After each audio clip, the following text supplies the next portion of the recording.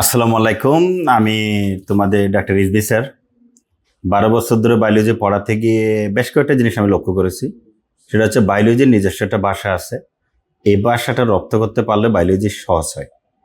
ভাষাটার পাশাপাশি যেখানে চিত্র দরকার, যেখানে বেসিক দরকার, যেখানে শব্দের ভিতরে আরও ব্যাখ্যা দরকার, সে কথাগুলো তুলে আনলে বায়োলজি বোঝাটাও প্রাণবন্ত হয়।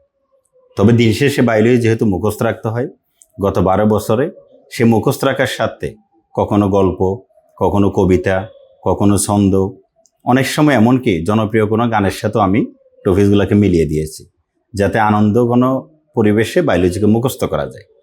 এরকম নতুন নতুন টেকনিক, নতুন নতুন বেসিক সব কিছু নিয়ে বায়োলজির নিয়মিত ভিডিও পেতে নিচে দেয়া জয়েন নাও বাটনে ক্লিক করে আমাদের গ্রুপে যুক্ত হয়ে যাও। আমি প্রায় সময় চেষ্টা করব আমার অভিজ্ঞতার জায়গা থেকে মনে রাখার সুন্দর সুন্দর টেকনিকগুলো তোমাদের সাথে শেয়ার করার জন্য। ধন্যবাদ।